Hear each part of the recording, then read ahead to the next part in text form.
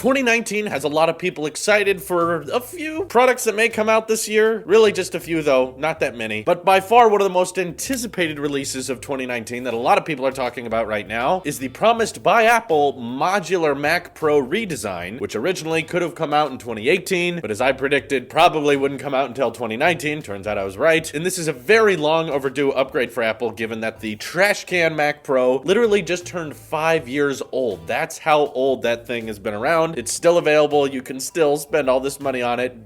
I don't know why Apple doesn't take this off the shelf. It's just cruel of them to keep selling it to people. And if there's people out there that are still buying this, please stop. But I'm here to ruin everyone's expectations and try to get them much, much lower and inform you that Apple's definition of modular Mac Pro is not the same thing that everyone else is thinking. So also thank you for that new animation. There's going to be new animations across all of the Tailosive Network channels, made by Beats DJ on Twitter. If you want animations done professionally, he can do them for you at a fair price, so please go check him out. But yes, in regards to the modular Mac Pro, there's a couple things that I'm a little bit skeptical about, and what I'm trying to do is take what Apple's probably working on and what you guys want to see from a modular Mac Pro and kind of get those more on the same level, because right now I think they're on completely different areas. So first of all, I think that when Apple said modular Mac Pro, what everyone envisioned was essentially a modern, streamlined version of the original Mac Pro Tower, which was essentially what we would now consider a gaming PC, except it's running Mac OS. Apple built it. They've got their cool aluminum design and everything. But, of course, if you want to take it apart, you can, and you can upgrade the inside. You can add more hard drives. You can add the GPU. You can swap out this and that. And that's what a lot of us are imagining when we envision modular. But there's a couple of red flags I'm already noticing going into 2019. For one, Apple has kind of been getting into a lot of very specific contracts with different CPU and GPU developers out there, which means that in regards to the GPU and CPU game, Apple is definitely kind of playing favorites right now. And if they started shipping a product like a modular Mac Pro that allowed for their consumers to swap out the GPUs and their CPUs to different companies' parts, the driver support might get a little bit more complicated. As we've already seen statements from NVIDIA saying, well, the reason we don't have drivers for the latest NVIDIA graphics cards for macOS is because Apple hasn't approved of them yet, clearly stating that either Apple is just lazy and doesn't want to get around to supporting the new graphics cards that are coming out from NVIDIA, or they're probably following some other contract they made with AMD and their Radeon GPUs that they ship in most of their computers, which means that just because their new modular Mac Pro is supposed to be upgradable, I don't think that necessarily means you're going to have complete control over any GPU you can think of, and simply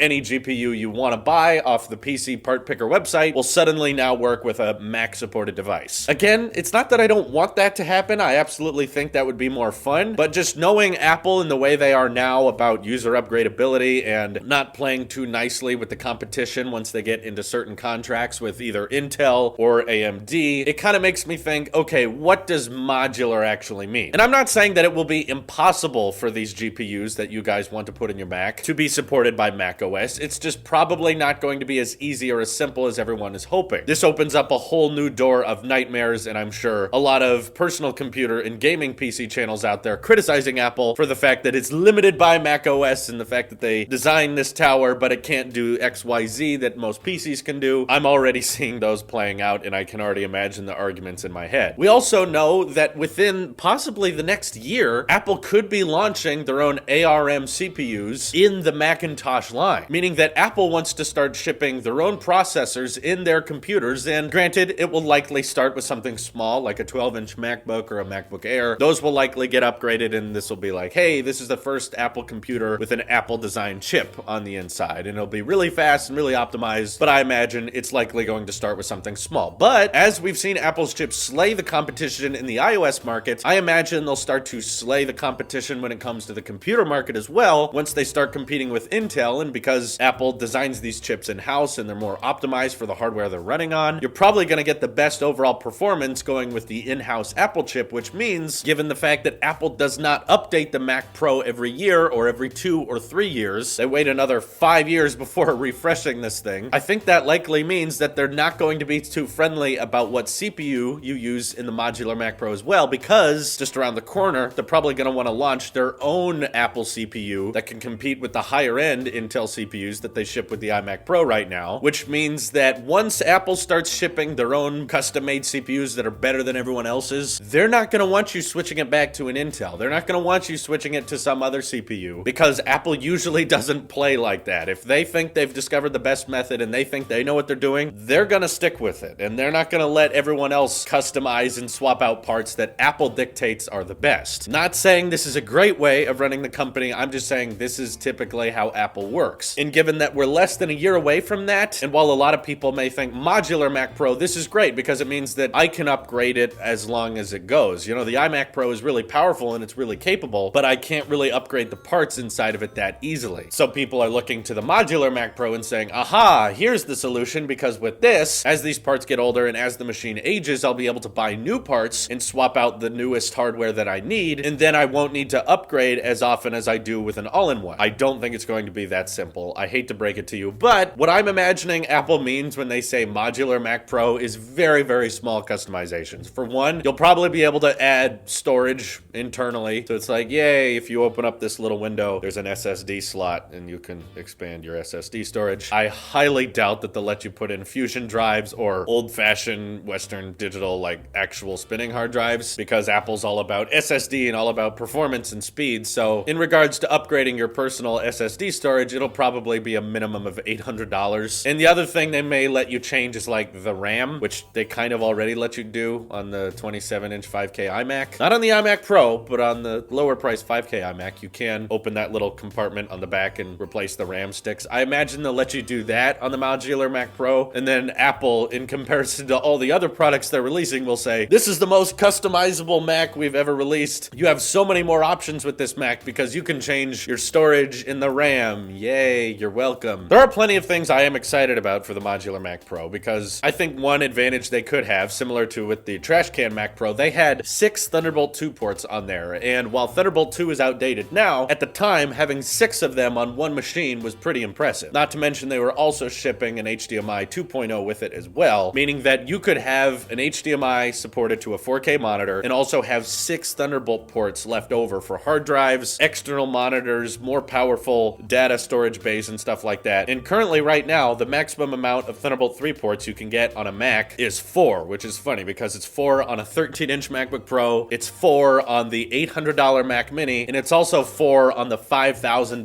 iMac Pro. So to the people who really utilize those Thunderbolt 3 ports and use them to their full advantage, I think making a modular Mac Pro that'll likely start around $4,000 that has 6 of those ports and includes an HDMI port will likely be very helpful to a lot of professionals out there. The Mac Mini I love for having 4 Thunderbolt 3 ports because I do use all of them, believe it or not, though only having 2 traditional USB ports is kind of limiting for everyday consumers, so perhaps the modular Mac Pro will support 4 or 6 old-fashioned USB ports as well. 2018 Apple seemed to be very okay with more and more desktop computers having tons of old ports. Even if Apple dictates that they're not worth it on the MacBooks, they'll keep them around on the desktop ones. So let's hope that the modular 2019 Mac Pro can sport as many as we've ever seen before. And while I'm trying to lower your expectations and say that it's not going to be as user upgradable as you think, I really do passionately hope I am wrong and hope that it is everything you guys want and it does satisfy you to all of your computing needs. So let me know what you think of the modularity of the Mac Pro in 2019 down in the comments below. This is your Apple Sheep here, and I will see you in the next one.